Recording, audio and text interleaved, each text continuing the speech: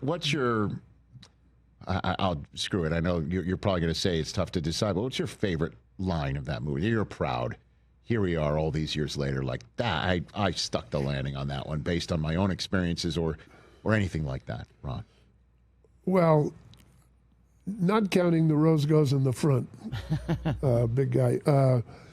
When Kevin is telling Tim, when Crash is telling Nuke, giving his last instructions before the big leagues, he says, they're going to light you up. Don't worry about it. You're going to, he says, this game is played with fear and arrogance. And of course, Nuke says fear and ignorance, but fear and arrogance is probably the closest to what I believe of any line I've ever written. Meaning, if we don't all acknowledge that we're afraid and don't know what we're doing, we're lying, or we're not honest. And you're not fully human if you aren't arrogant enough to say, look at me, I'm here, I'm going to do it. So it's the acknowledgement of both, I think, that makes greatness. Did you realize that when you were playing? Like, when did that dawn on you, fear and arrogance? When did that hit you? Well, I think if you're an athlete, you're making a living as an athlete, right? You know right away that everybody you're competing against is the best in their high school, the best in their college, whatever. Yes, right. And they're all playing with a bit of fear and a lot of arrogance. And that we're all equal that way. It's just some guys have better fastballs. And but most baseball players, most athletes, maybe not in football, well, maybe there's the handful of guys in any sport that can do things that nobody else could do. Nobody else could run like Barry Sanders, can do the things that Mahomes can do, or whatever. Right. There's those guys. Sure. Ohtani, another example. Ohtani, right. Or the lineman for the Rams, that just Aaron Donald, right. Those guys. Everybody else, there's a sort of similar, really better than almost anybody else, but it's these guys that succeed.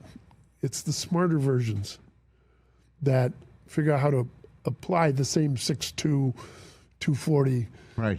Than the other guy who runs the same 60 time and has the same, So it becomes a mental game at a certain place. Well, isn't that, what's the line about golf? The most important 5 inches or whatever, something like that, or are the ones between your temples, right? Between the temples. Yeah. You know what I mean? And obviously we all know that from, obviously, Tin Cup's another example of that. Yeah, there's right? I've got a movie in the spring based on a book that was written 40 years ago.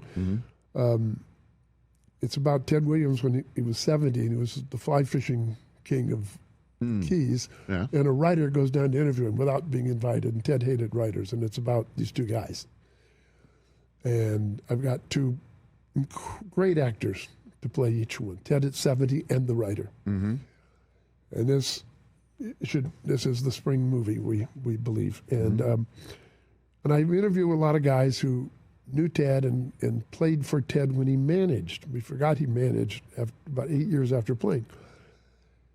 And they said they were all at spring training and he was showing up, and they were terrified of Ted Williams because of his reputation. Sure. Although he was not the guy. The book shows players loved him, coaches loved him. Everybody loved him except the Boston press. And every player he said, you guys are all in the big leagues for a reason. I'm not going to mess your stance. I'm not going to tell you how to hold the bat or where to stand. You figured that out to get here. All I'm going to talk about is this, the mental approach. And the team average went up 35 points that year. Amazing. And he was manager of the year. Just talking about this. One of my, my first iteration with ESPN, the 7 years that I was there, being the voice of Major League Baseball on ESPN Radio, and then SportsCenter would be sending me to the World Series, where I met Charlie Sheen, by the way, or the All-Star Game, where I was for Fenway Park, in 1999 for the All-Century team. Kevin Costner was the one who introduced all the players, and they came out, and the current All-Stars lined up from home plate to third base, home plate to first base, and then the All-Century team lined up. I'm getting goosebumps just even remembering it, Ron, from first to second and second to third. And it was just this constellation of all-time greats, current informer, and then Ted Williams came out and threw the first pitch, if you remember. Right. Yeah. And McGuire and told me, because he went up to Ted Williams and they had a conversation, and I asked McGuire, what did Ted Williams say to you? And he said, Williams asked him that when you hit one right on the screws, do you smell the wood burning from your bat? Is what he asked him. And McGuire says, I told me I do.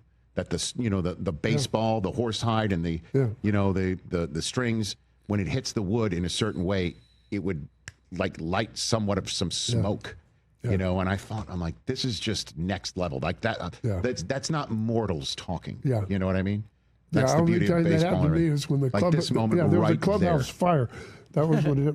Oh yeah. It was. It's a great moment, and Ted came out. I'll never forget it.